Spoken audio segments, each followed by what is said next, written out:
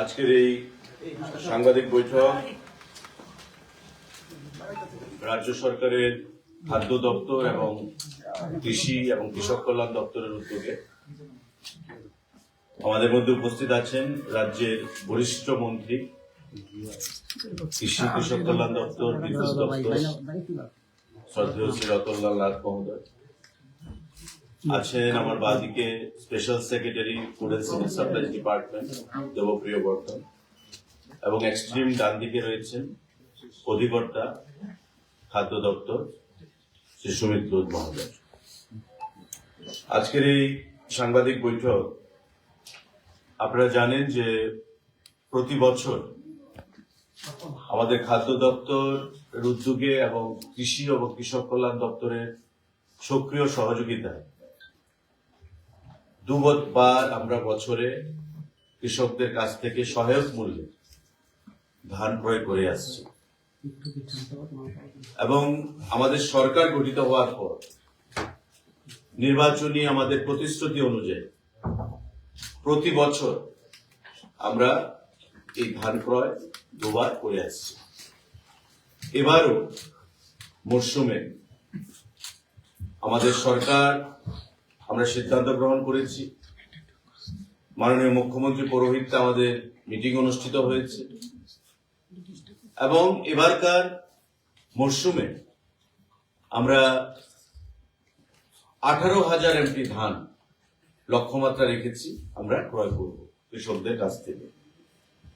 আগামী 28শে জানুয়ারি এবারকার মরশুমের ধান ক্রয় করা শুরু হবে, এবং তার শুরুয়াত করব আমরা উত্তর জেলা থেকে, ধর্মনগর থেকে। সেটা মাননীয় কৃষিমন্ত্রী এবং আমি আমার উপস্থিতিতে সারা রাজ্যের কৃষি দপ্তর, খাদ্য দপ্তরের আধিকারিকদের সঙ্গে আলোচনা ক্রমে আমরা নির্ধারণ করেছি যে আগামী 28শে জানুয়ারি থেকে এবারকার মরশুমের যে ধান ক্রয় সেটা আমরা উত্তর জেলার ধর্মনগর থেকে শুরুয়াত করব। আমি আলোচনার পর মাননীয় কৃষিমন্ত্রী আলোচনা রাখবেন। এবারকার মরশুমে যেটা ধান আমরা ক্রয় করব, আপনারা জানেন যে 23 টাকা এমএসপি ছিল, সেটা বৃদ্ধি করা হয়েছে 23 টাকা 69 পয়সা এবারকার এমএসপি। এবং এখন পর্যন্ত আমাদের সরকার গঠিত হওয়ার পর থেকে যে পরিমাণ ধান আমরা ক্রয় করেছি তার পরিমাণটা হচ্ছে 2,44,303 মেট্রিক টন। 2,44,303.795 মেট্রিক টন ধান আমরা এখন পর্যন্ত সর্বসাকুল্যে ক্রয় করতে আমরা পেরেছি। টোটাল ফার্মার কৃষক তাতে উপকৃত হয়েছেন 1,25,454 জন। 1,25,454 জন কৃষক তাতে উপকৃত হয়েছেন এই ডাইরেক্টলি প্যাডি প্রকিউরমেন্ট থেকে। এবং টোটাল যে এমএসপি অর্থরাশি আমরা প্রদান করেছি রাজ্যের কৃষককে, সেটা হচ্ছে 489.71 লক্ষ টাকা, কোটি টাকা। 489.71 কোটি, অর্থাৎ 489.71 লক্ষ টাকা আমরা কৃষকদেরকে প্রদান করতে পেরেছি। এটা একটা বিশাল অঙ্ক, যেটা গ্রামীণ অর্থনীতিকে স্ফীত করেছে। একটা সময় ছিল যখন ত্রিপুরা রাজ্যের কৃষকরা ফসল উৎপাদনে তাদের যে অনীহা সেটা প্রকাশ্যে চলে এসেছিল। তদানীন্তন সরকার কি বলেছিল যে কেন্দ্রীয় সরকার ধান ক্রয় করছে না। কেন্দ্রীয় সরকার কি বলেছিল যে রাজ্য সরকারকে ধান ক্রয় করতে হবে, কেন্দ্রীয় সরকার টাকাটা রিইম্বার্স করবে, ফেরত দেবে, কিন্তু সরকারকে সিদ্ধান্ত নিতে হবে। এই কথা বলে কিন্তু কৃষকদেরকে বিভিন্ন সময়ে ভুল পথে তারা পরিচালিত করেছিল। আমাদের সরকার গঠিত হওয়ার প্রাক্কালে আমাদের প্রাক্তন মুখ্যমন্ত্রী বলেছিলেন, আমাদের দল বলেছিল যে সরকার গঠিত হওয়ার পর প্রথম ক্যাবিনেটে আমরা প্যাডি প্রকিউরমেন্টের সিদ্ধান্ত গ্রহণ করব, এবং প্রথম ক্যাবিনেটে এখানে মাননীয় বরিষ্ঠ মন্ত্রী রয়েছেন রতনলাল নাথ মহোদয়, প্রথম ক্যাবিনেটে আমাদের এই প্যাডি প্রকিউরমেন্টের সিদ্ধান্ত গ্রহণ করা হয়েছিল, এবং তারপর থেকে আমাদের এই প্রকিউরমেন্ট প্রসেস চলছে। এবং আমরা আশ্বস্ত করেছি রাজ্যের কৃষক সমাজকে যে যতদিন আমাদের সরকার থাকবে ততদিন আমাদের এই ধান প্রকিউরমেন্ট আমাদের চলতে থাকবে। এবারকার আমরা একটা নতুন পলিসি এনেছি ধান ক্রয় সম্পর্কে। এতদিন একটা সিস্টেমে চলেছে, আমরা এবার নতুন ভাবে উত্তর পূর্বাঞ্চলের অন্যান্য রাজ্যের সঙ্গে তাল মিলিয়ে, ভারতবর্ষের অন্যান্য রাজ্যের সঙ্গে তাল মিলিয়ে আমরা নতুন পলিসির মাধ্যমে এই প্যাডি প্রকিউরমেন্ট আমরা শুরু করছি আগামী 28শে জানুয়ারি থেকে। তা চলবে যতদিন আমরা ধান ক্রয় করব। টোটাল লক্ষ্যমাত্রা আমাদের 18,000 মেট্রিক টন ধান আমরা ক্রয় করব। সাংবাদিক বন্ধুরা, আমি অনুরোধ জানাবো মাননীয় কৃষিমন্ত্রী রতনলাল নাথকে এই বিষয়ে আপনাদের উদ্দেশ্যে আলোচনা রাখার জন্য।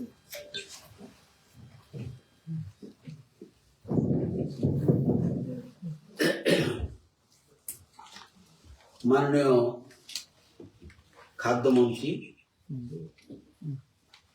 আমরা প্যাডি প্রকিউরমেন্ট কিভাবে করব, কত করব ডিটেইল করেছে। আমরা এই যে সিদ্ধান্তটা, যেটা মাননীয় মন্ত্রী বললেন যে প্রথম ক্যাবিনেট আমাদের সিদ্ধান্ত হয়েছে, কেন নেওয়া হচ্ছে?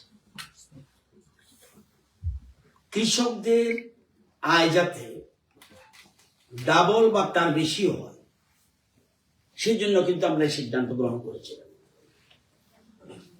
15-16 ভিত্তি বছরে কৃষকদের আয় ছিল 6,580 টাকা।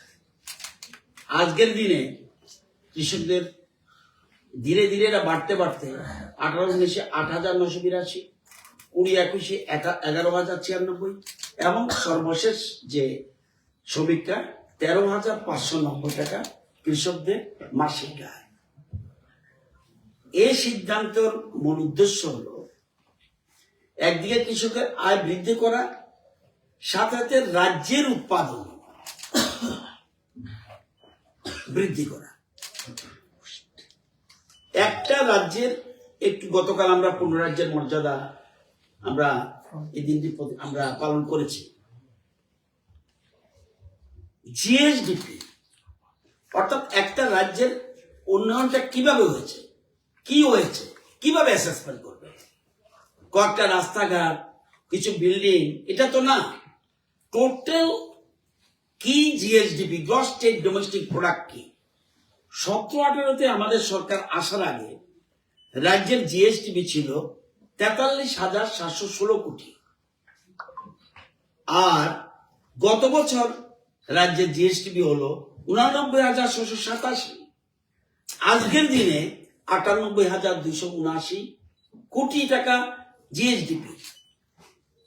এটা, এবং আমাদের প্ল্যান কি 2030-এ 1,64,000 কোটি আমাদের জিএসডিপির টার্গেট নেওয়া। এই যে আমাদের প্রধানমন্ত্রী বলছে এবং মুখ্যমন্ত্রী বলছে 2047 আমাদের টার্গেট 10,38,000 কোটি টাকা আমাদের জিএসডিপির প্ল্যানিং। এই নিয়ে আমরা এগোচ্ছি। এটা নিতে হলে কি করতে হবে? সবকিছুতে প্রোডাকশন বৃদ্ধি করতে হবে। কৃষিতে উৎপাদন বৃদ্ধি করতে হবে, হর্টিতে উৎপাদন বৃদ্ধি করতে হবে, মৎস্যতে উৎপাদন বৃদ্ধি করতে হবে, পশুপালনের মাধ্যমে মাংস এবং ডিম উৎপাদন বৃদ্ধি করতে হবে, service sector, tourism and business বৃদ্ধি করতে হবে, বিদ্যুৎ উৎপাদন বৃদ্ধি করতে হবে এবং বনজ সম্পদ উন্নয়ন, এগুলির উপর গুরুত্ব দিচ্ছি আমরা এবং শিল্পের মাধ্যমে। এই জিনিসগুলি মিলে আমরা জিএসডিপি বাড়ে। সেই জন্য আমাদের সরকার প্ল্যানিং করে কাজটা করছে। দেখবেন, আপনি যদি একটা তথ্য দিই আপনাদেরকে, 17-18-তে রাজ্যের উৎপাদনে ছিল ধান উৎপাদন 7,70,000 মেট্রিক টন। আমাদের গত বছরের আমাদের উৎপাদন 8,30,000 মেট্রিক টন। কত বেড়ে গেছে! ওই যে আমরা এই যে কৃষকদের ধান কিনছি বিভিন্ন রকম ভাবে, তাদের উৎপাদন। আজকে অতীতে কিন্তু কৃষকরা মাঠ থেকে মুখ ফিরিয়ে নিয়েছিল, আজকে কৃষকরা উৎপাদনের দিকে যাচ্ছে, শিক্ষিত ছেলে মেয়েরা পর্যন্ত যাচ্ছে কৃষি, হর্টি, মৎস্য, এই যে জাত, পশুপালন, সবকিছুতে, এবং ট্যুরিজম। এবং আপনারা দেখবেন ডোনার মিনিস্টার কাউকে আসছে, দেখবেন আপনার আমাদের ট্যুরিজম মিনিস্টারও নারকেলগঞ্জে যাবে বিভিন্ন রকম উদ্ঘাটনের জন্য। তো আমাদের মূল জিনিসটা হলো জিএসডিপি এবং এটার মূল উদ্দেশ্য। এবং আজকে আমাদের স্টেট কোথায় চলে গেছে, আমাদের আজকে ফ্রন্ট রানার স্টেট, এটা বুঝতে হবে। তো সেই জন্য এই সিদ্ধান্ত খুব গুরুত্বপূর্ণ সিদ্ধান্ত আমরা গ্রহণ করেছিলাম এবং কোনোদিনই আমরা আমাদের সরকার গঠন করে আমরা একটা তো এবং কি করোনার সময় আমরা মিস দিই, যদিও কম প্রোডাকশন কম কালেকশন নিয়েছে, কিন্তু এটা আমরা করেছি। আপনারা জানেন আজকে ভারতবর্ষকে প্রধানমন্ত্রী কি চাইছে, বিশ্বের শস্য ভান্ডার করতে। আপনাদের ইনফরমেশনের জন্য বলছি, 24-25 crop year, India produced about 150.18 million tons of rice, higher than China, 145.28 million tons. এবং এবারে আমাদের টার্গেট 151 মিলিয়ন টনস। আজকে বিশ্বের সর্বশ্রেষ্ঠ, একদিকে আমরা দুধ উৎপাদনে 1 নম্বর হয়ে গেছে, আগে ছিলাম, এখন ধান উৎপাদনে আমরা চলে গেছি 1 নম্বরে বিশ্বে। যদিও রপ্তানি আমরা আগে তাদের থেকে বেশি করতাম, আজকে চায়নার উপরে চলে গেছে। আজকে সবকিছুতে কোথায়, এই জন্যই এই যে বলছে $5 ট্রিলিয়ন কথা বলছে, এইসব কারণে আজকে দেখছে যে প্রোডাকশন কিভাবে বৃদ্ধি করতে হয়, এই জন্য আমরা এই ধরনের সিদ্ধান্ত নিয়েছি। আজকে এই জায়গাটার জন্য মাননীয় কৃষি দপ্তর উৎপাদন করে, খাদ্য দপ্তর পারচেজ করে, এই যে জয়েন্টলি আমরা এগিয়ে নিয়ে যাচ্ছি আমাদের রাজ্যকে। ক্লিয়ার? কোনো কোশ্চেন এই বিষয়ে? স্যার 24-25 খাদ্য দপ্তর কত ধান ক্রয় করেছে?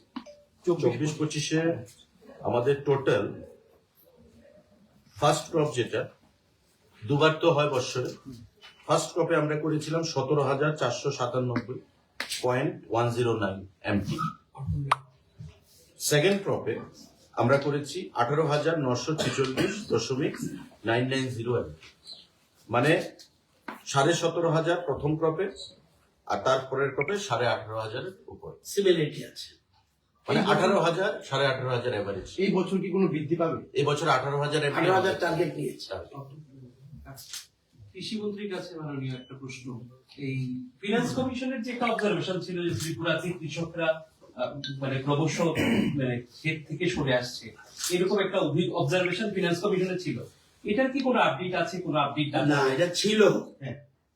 যখন এখন লেফট ফ্রন্ট গভর্নমেন্ট যখন এই রাজ্যে ছিল, প্রচুর জায়গা ভ্যাকেন্ট ছিল, কৃষিমুখী হয়নি, মাঠমুখী হয়নি কৃষকরা। আজকে আপনি যাবেন প্রত্যেক জায়গায়, আমাদের আপনারা জানেন যে সাউথ,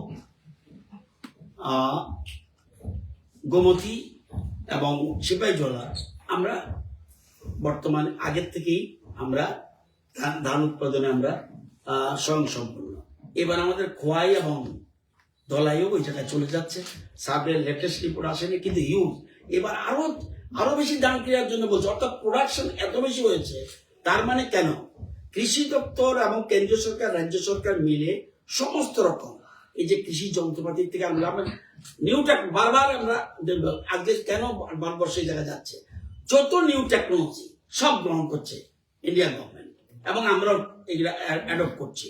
তো সুতরাং আমরা এখন মানুষকে কৃষিমুখী করতে পারছি, এটাই আমাদের সার্থকতা।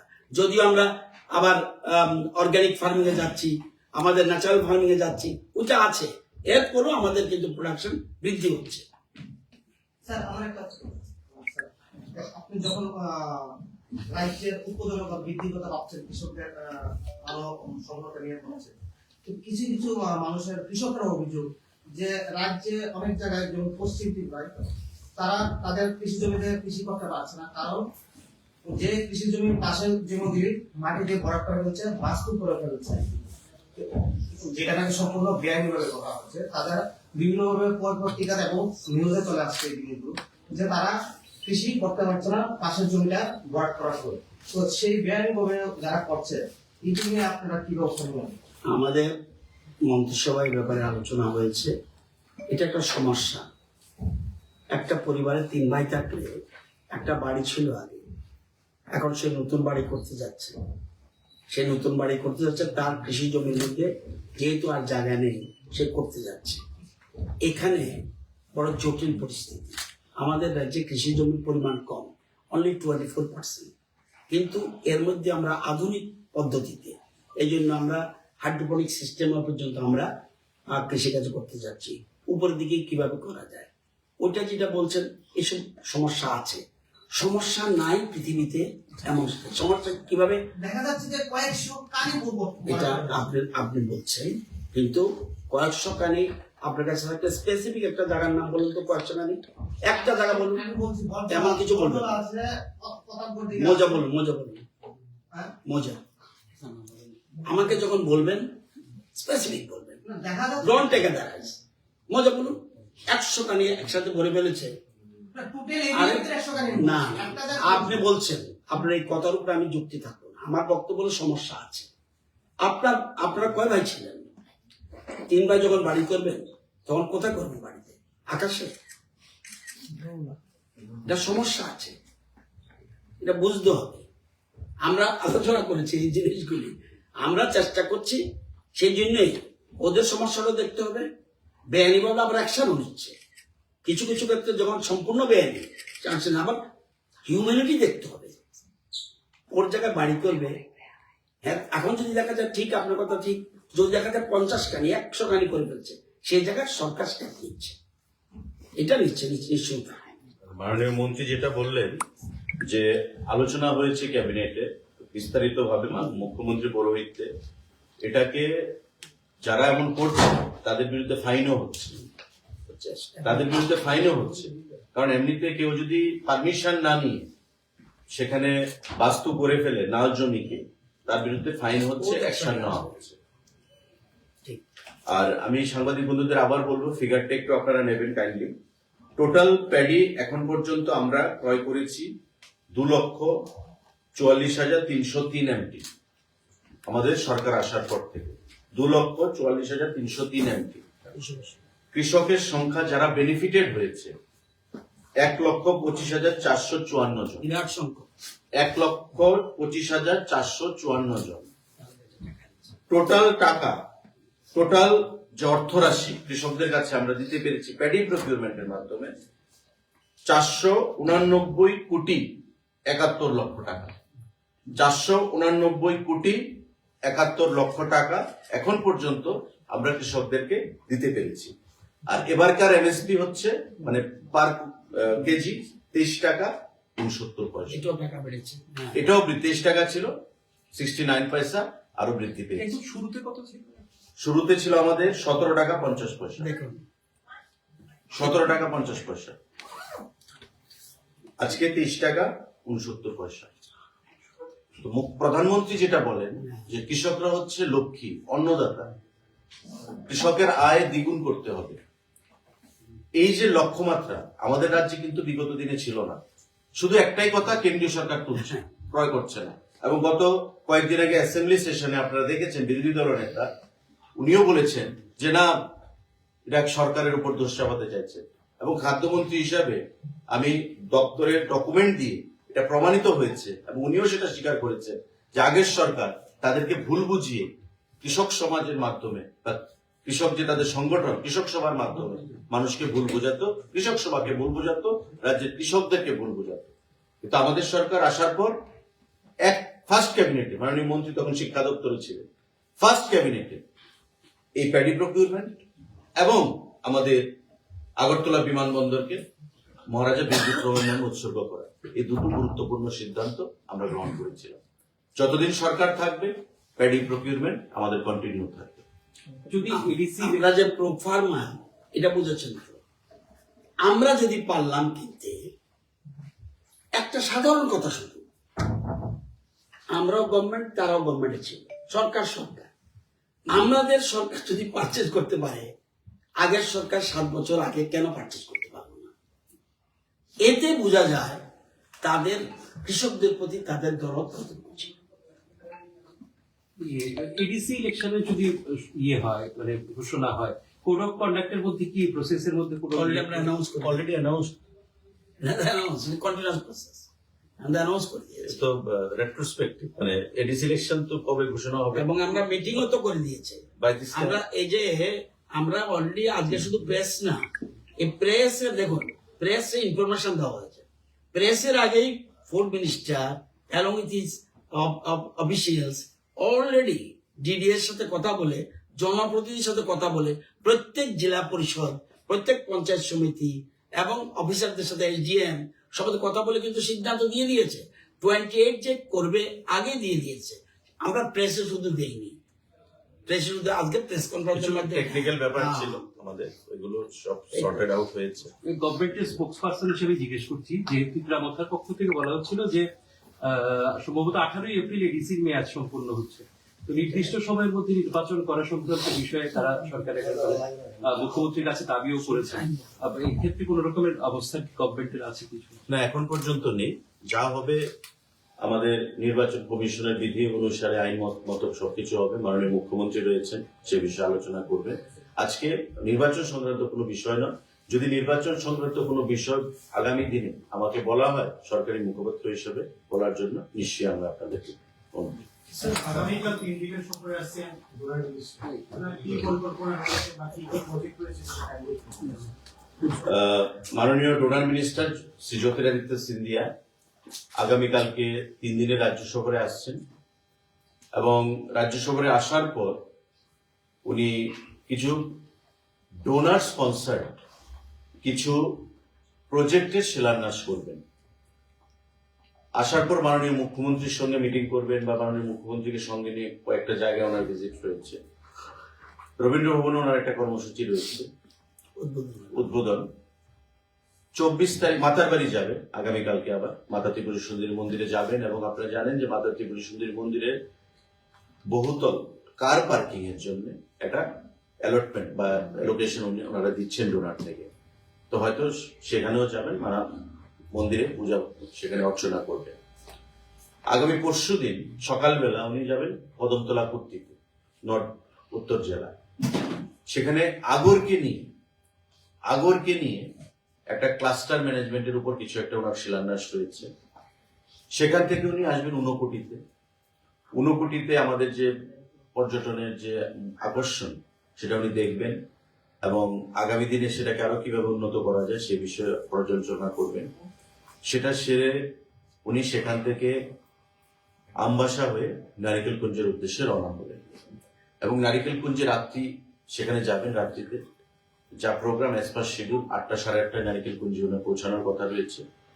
সেখানে আমি পর্যটন মন্ত্রী হিসেবে নারিকেলকুঞ্জে থেকে ওনাকে আমি স্বাগত জানাবো আমার আধিকারিকদেরকে নিয়ে, এবং নারিকেলকুঞ্জ উনি রাত্রি যাপন করবেন 24 তারিখ।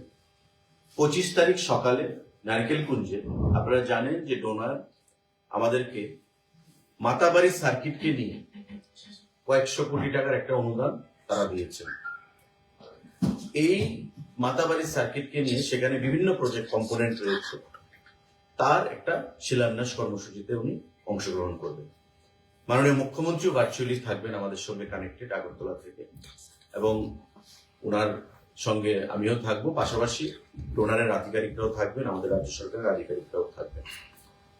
সেখান থেকে এই অনুষ্ঠানের পর লাঞ্চ সেরে সোজা এয়ারপোর্টে চলে আসবেন, কারণ 4:45 ওনার ফ্লাইট রয়েছে, উনি গুয়াহাটির উদ্দেশ্যে রওনা হবেন। এই প্রোগ্রাম আপাতত কালকে মাননীয় মুখ্যমন্ত্রী পৌরহিত্যে আমাদের একটা প্রিপারেটরি মিটিং ছিল।